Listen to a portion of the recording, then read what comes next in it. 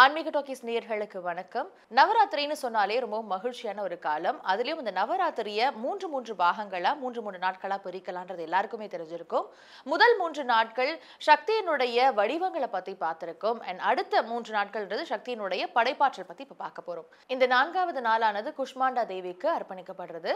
கும்ஹ அப்படின்னா பூசணி, அண்டம் அப்படின்னா பிரபஞ்சம். ஒரு பூசணிக்காய்க்குள்ள ஊடுருவன உயிராற்றலால உருவானதுதான் இந்த பிரபஞ்சம் அப்படின்னு ஒரு புராண கதை இருக்கு.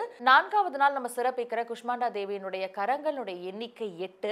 அந்த 8 கரங்கள்லயுமே வெவ்வேறு ஆயுதங்கள் இருக்கும். சோ இந்த நவராத்திரி நேரங்கள்ல அந்த ஆயுதங்கள் எல்லாமே பூஜை பண்ணப்படும். அப்படிப்பட்ட ஒரு அலங்காரமும் உங்களுக்கு பிரம்மாண்டமா பண்ணியிருப்பாங்க. அன்னையினுடைய இந்த வடிவமானது வாழ்க்கையில ஆரோக்கியம், வளம், ஒளி இது எல்லாத்தையும் தர்றதா கருதப்படுது. இந்த 4ஆம் நாளுக்கான நிறம் பச்சை. பச்சைன்றது ஒரு செழிப்பு, வளமை, ஆரோக்கியத்தினுடைய அடையாளமா பார்க்கப்படுது. இந்த 4ஆம் நாள் நீங்க வைக்கக்கூடிய பிரசாதம் என்னன்னா எலுமிச்சை சாதம் அல்லது வேப்பம்பூ போட்ட பச்சடி வைக்கலாம் அப்படின்னு சில குறிப்புகள் இருக்கு. 5ஆம் நாள் ஸ்கந்த மாதாவை வழிபடுறோம். ஸ்கந்த மாதான்றவங்க முருகனுடைய தாயின்னு அனுசரிக்கப்படுறவங்க. ஸ்கந்த மாதா முருகனை தன்னுடைய மடியில அமர வச்சு இந்த உலகத்துக்கு தாயினுடைய அன்பு எவ்வளவு பெருசு, பாதுகாப்புன்றது எவ்வளவு பெருசு அப்படின்றதெல்லாம் சொல்லி கொடுக்கிறவங்க தான் இந்த ஸ்கந்த மாதா அப்படின்னு சொல்லப்படுது. புராண கதைப்படி தாரகாசுரனை அழிக்கிறதுக்காக முருகன் தோன்ற தாயாகிய பார்வதி அம்மன் ஸ்கந்த மாதா வடிவம் எடுக்கிறாங்க அப்படின்னு சில கதைகள் இருக்கு. உலகம் முழுவதுமே மகன் மாதிரி காப்பாத்துற அன்னையினுடைய வடிவமாதான் இந்த ஸ்கந்த மாதா காட்சியளிக்கிறாங்க. இந்த ஸ்கந்த மாதாவை வழிபடுறது மூலியமா குடும்பத்துல ஒரு அமைதி, மகன் மகளுக்குள்ளெல்லாம் சமாதானம், இந்த மாதிரியான விஷயங்கள்லாம் நிலவும் அப்படின்னு ரொம்பவும் நம்பப்படுது.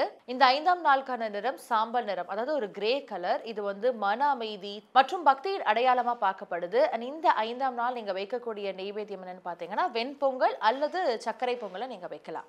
6ஆம் நாள் காத்தியாயினி தேவியை நம்ம வழிபடுறோம். காத்தியாயினி தேவின்றவங்க ரிஷி காத்தியர் அப்படின்ற ஒருத்தருடைய தவ பலனா இவங்க பிறக்கிறாங்க. இவங்க மகிஷாசுரன் ஒரு அரக்கனை வதம் பண்ணி இந்த பலம் பெற்ற ஒரு உருவத்தை பெறுறாங்க. அதனாலேயே இவங்கள மகிஷாசுர மர்தினி அப்படின்னும் எல்லாரும் அழைக்கிறாங்க. கடுமையான அசுர சக்திகளை அடக்கி தர்மத்தை நிலைநிறுத்துறதா இந்த காத்தியாயினி வடிவம் பெற்றிருக்காங்க. பெண்கள் திருமண யோகம், குடும்ப நலம், ஆரோக்கியம் இதுக்காக இவங்களை அதிகமா வழிபடுறாங்க. இந்த நாள்ல சிவசக்தியினுடைய வலிமையும் உலக காப்பாத்துற சக்தி தேவையும் சேர்த்து நம்ம நினைவு கூர்ற நாள் தான் இந்த 6ஆம் நாள்.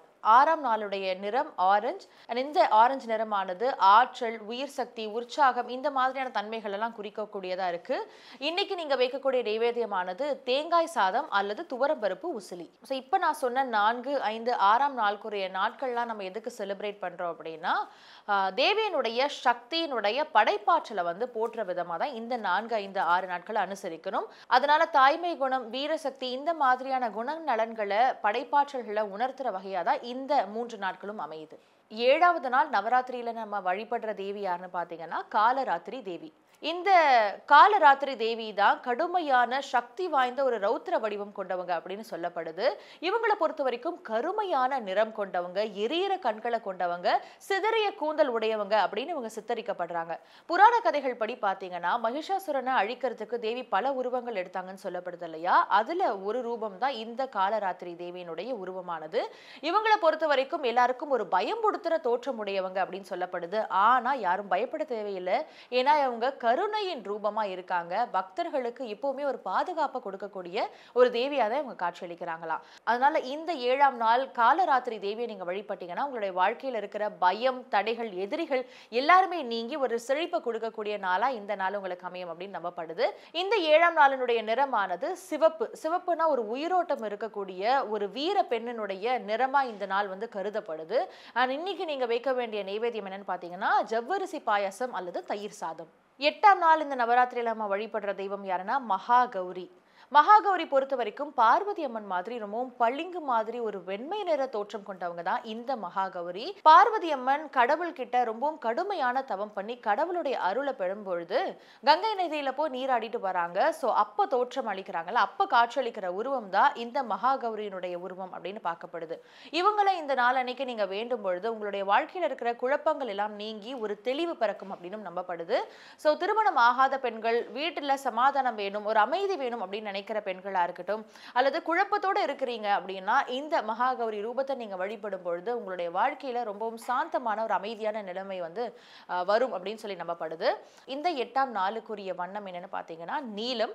ஒரு அமைதியை தெளிவை கொடுக்கக்கூடியதா இந்த நிறம். இந்த 8ஆம் நாள் நீங்க வைக்கக்கூடிய நைவேத்தியம் என்னன்னு பாத்தீங்கன்னா சுண்டல் வகைகளை வைக்கலாம். அதாவது கருப்பு சுண்டல், இந்த மாதிரி எல்லா சுண்டல் வகைகளுமே இன்னைக்கு நீங்க நைவேத்தியமா வைக்கலாம். இந்த 8ஆம் நாள் உங்களால வேற எந்த நைவேத்தியம் பண்ண முடியல, என்னால எதுவுமே இப்ப படைக்க முடியல அப்படின்னு நீங்க நினைச்சீங்கன்னா வெறும் வெண்ணெயை மட்டும் ஒரு கிண்ணத்துல போட்டு வச்சாலும் இது நைவேத்தியமா தான் பார்க்கப்படுது. 9ஆம் நாள் நம்ம வழிபடுற ரூபம் என்னன்னு பாத்தீங்கன்னா சித்திதாத்திரி ரூபம்.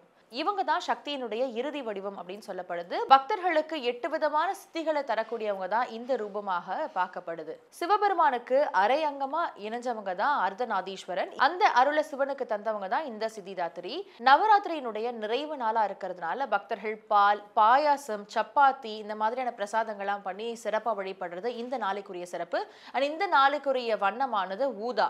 இந்த ஊதா நிறமானது ஆன்மீகம், ஆழ்ந்த சிந்தனை, ஆனந்தம் இந்த மாதிரியான விஷயங்கள் எல்லாம் குறிக்கக்கூடிய நிறமா பார்க்கப்படுது. இன்னைக்கு நீங்க பால் அல்லது தேன் கலந்த பாலை நைவேத்தியமா வச்சு வழிபடலாம். 7, 8, 9 இந்த 3 நாட்கள் சக்தியினுடைய கடுமை, கருணை, ஞானம் இந்த மாதிரியான ஆற்றல்களை குறிக்கக்கூடிய நாளா அமையுது.